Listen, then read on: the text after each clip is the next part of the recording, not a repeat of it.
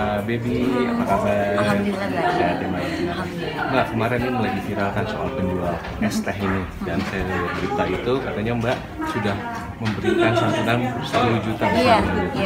Ya waktu itu pas saya lagi main Instagram ya, berita itu belum terlalu yang rame ya.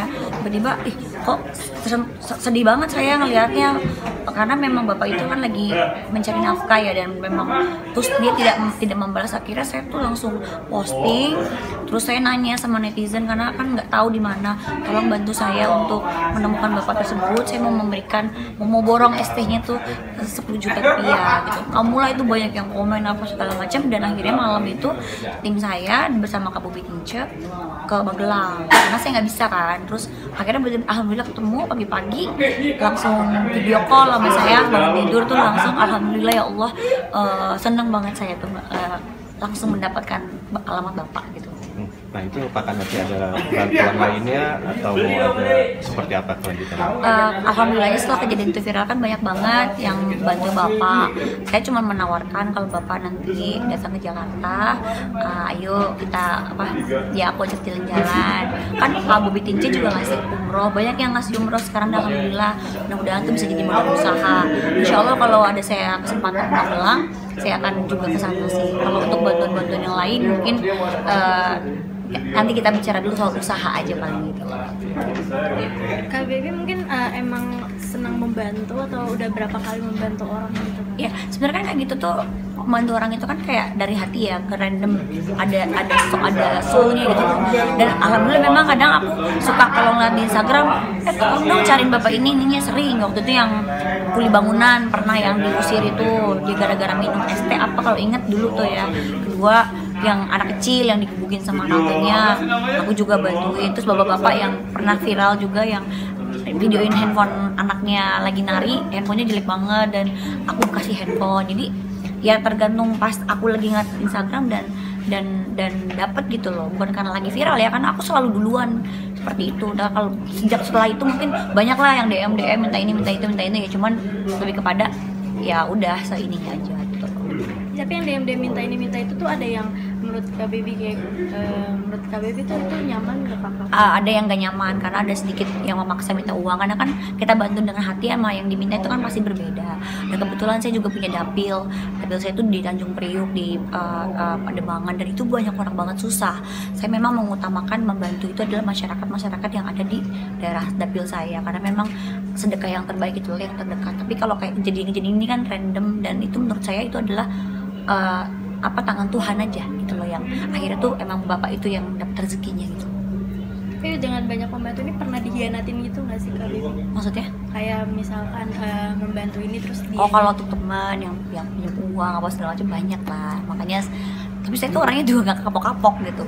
Tapi lebih kepada kalau udah di hati sulit dan akannya ribut-ribut, ya udahlah saya akhirnya kick out, dan ya udah berharap Allah kasih rezekinya, dan itu buat tabungan akhirat saya. Pernah ditipu juga nggak sih Kak? Banyak, sering ditipu. Kalau pernah dengar-dengar tuh pernah ditipu 15 miliar ya itu kerjaan ya, kita bisnis gitu, dan itu orangnya nggak amanah, jadi menggunakan uang bisnis itu untuk kegiatan pribadi dan penggelapan uang. Jadi sebenarnya bukan malah salah bisnisnya, tapi lebih ke orangnya ini yang diamanatin tidak amanah gitu.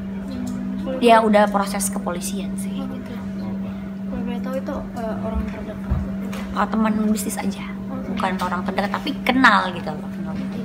Ya katanya sih mau ada itikat baik, tapi belum, sampai sekarang belum, makanya kita serahkan ke Polda Metro Jaya aja gitu.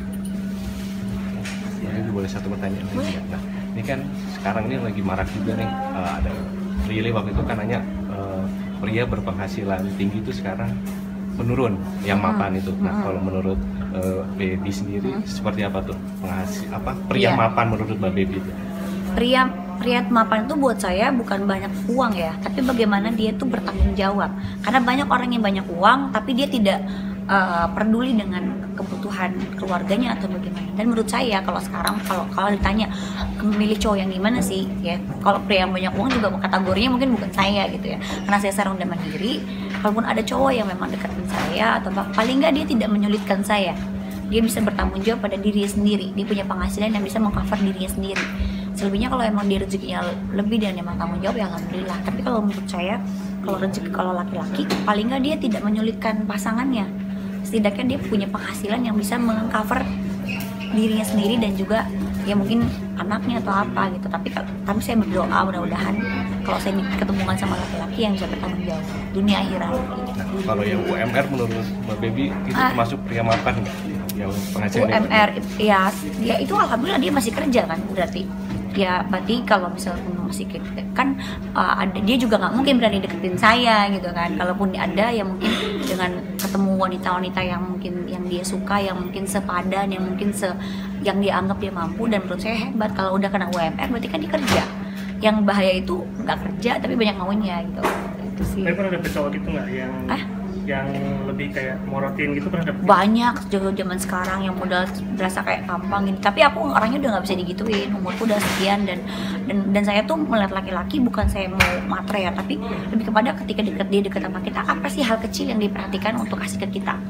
Bukannya berharap ya, tapi kalau dia udah peka sama hal-hal yang begitu, insya Allah sih baik gitu. Mungkin belum mampu aja untuk semua mengcover saya gitu. Tapi kamu dulu ngerasa kayak dikelabui nggak sih sama pacar? Ada dia bukan lagi pada morotin saya, tapi ada hal-hal yang kerjaannya dia yang saya handle tapi tidak diselesaikan, sehingga saya yang yang ngeberesin gitu. Karena ketika putus agak sulit komunikasinya, tapi ya udahlah, alhamdulillah rezekinya diganti sama Allah gitu. Dan dipisahkan dengan orang yang seperti itu. Jadi sekarang kalau Kak Baby sendiri kalau misalnya kedepannya nyari cowok tuh akan kayak gimana? Nyari cowok yang paling enggak ya itu ada rasa tanggung jawabnya, lebih dewasa, lebih memahami saya punya anak, pekerjaan. Jadi tidak mengekang untuk main nggak ada masalah ya, karena menurut saya di usia saya main juga mau kemana, tapi tidak melarang kegiatan saya bekerja, melayani masyarakat, bertugas di DPRD, di entertain. Jadi menurut saya itu sih yang paling penting. Kalau misalnya tanggung jawab kan udah pastilah orang yang ngedeketin saya juga akan berpikir bagaimana siap nggak ya saya dalam mencukupi kebutuhannya ya anak-anak yang dasar dulu aja, nggak usah yang macam-macam dulu, karena saya juga alhamdulillah udah bisa sendiri gitu. Berarti lebih memfiltrasi lagi ya, lebih memfilter lagi ya? Ya udah pasti